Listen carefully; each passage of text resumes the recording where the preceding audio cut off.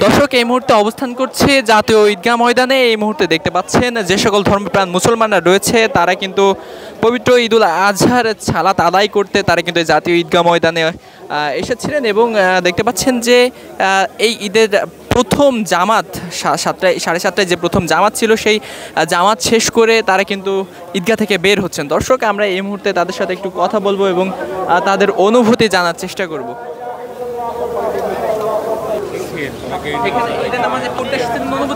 এই যে বড় জামাত হয় এই কারণে আছি।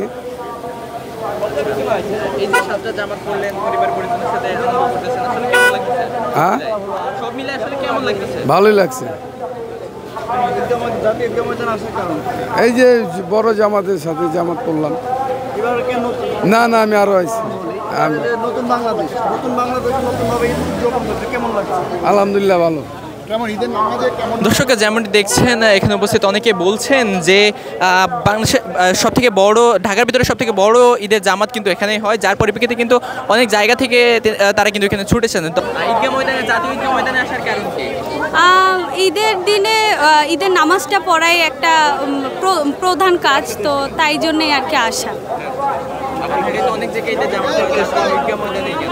ঈদগাহ মাঠে আসলে ঈদের নামাজ পড়ার নিয়ম, তাই জন্য এখানে আসাটা। জি সব দিক থেকে ভালো লাগছে, আর এত মানুষ একসাথে নামাজ পড়ার ব্যাপারটা আসলে খুব ভালো লাগার বিষয়। আগে কি জামাতে এইভাবে নামাজ আদায় করেছেন? জি অনেকবার। কে কে এসেছেন আপনারা? আমি, আমার বোন আর আমার ভাই। আপনারা এর আগে কি এই জামাতে আদায় করেছেন, যে তখন কি মনে হয়েছে আপনার কাছে? কোনো ভিন্নতা পেয়েছেন কি?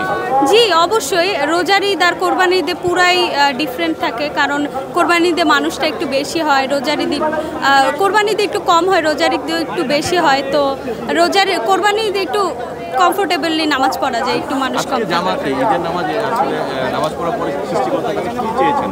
জি জি সৃষ্টিকর্তার কাছে কি প্রত্যাশা করেছেন? জি অবশ্যই, আমার সামনে পরীক্ষা, তার জন্য দোয়া করেছি, আর সব পরিবারে সবার ভালোর জন্য দোয়া করেছি, এই আর কি। অন্য মুসলিম দেশবাসীর জন্য কি প্রত্যাশা রাখেন আজকে? যেন আমাদের এই পরিবর্তনটা স্থায়ী হয়, আর আমরা পরিবর্তনে সত্যি কিছু ভালো ফলাফল আসতে পারে, সেটাই প্রত্যাশা। ধন্যবাদ আপনাকে। দর্শক যেমনটি দেখছেন এই জাতীয় ঈদগাহ ময়দানে নামাজ পড়ার জন্য কিন্তু ঢাকার বিভিন্ন প্রান্ত থেকে মুসল্লিরা কিন্তু ছুটে এসেছেন।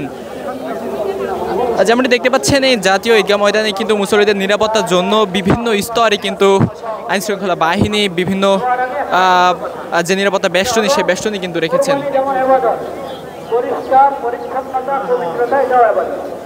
কোরবানির ইবাদত পালন করতে গিয়ে ঘর বাড়ি রাস্তাঘাট যদি আমরা অপরিষ্কার করে রাখি, অপরিচ্ছন্ন করে রাখি, এটা অন্যায় হবে। কারণ পরিষ্কার পরিচ্ছন্নতা পবিত্রতা ঈমানের অঙ্গ। কোরবানি যেমন ঈমানের অঙ্গ, পরিষ্কার পরিচ্ছন্নতা এবং পবিত্রতা ঈমানের অঙ্গ, এটা খুব আমরা খেয়াল রাখি।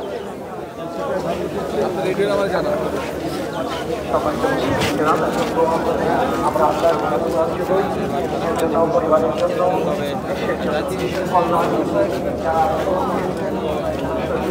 যারা অসুস্থ আছে তাদের সকলের জন্য বিশ্বের সকল মুসলমান যারা বিভিন্নভাবে নির্যাতিত। হ্যাঁ আসছি ঈদের আনন্দ সবার সাথে ভাগ করতে, সবার সাথে ঈদ উদযাপনটা করতে, এর জন্যই আসা। না আমি এই প্রথম আসছি এখানে। জি আলহামদুলিল্লাহ, আলহামদুলিল্লাহ ভালো, সব কিছু ঠিকঠাক।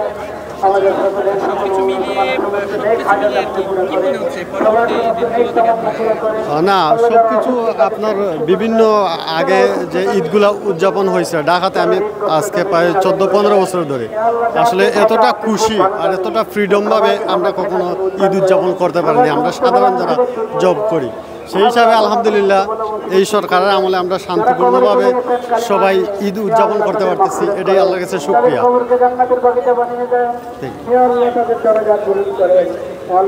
দর্শক যেমনটি দেখছেন ঈদের প্রথম জামাত শেষ করে জাতীয় ঈদগাহ ময়দান থেকে কিন্তু একে একে মুসল্লিরা বের হয়ে আসছেন।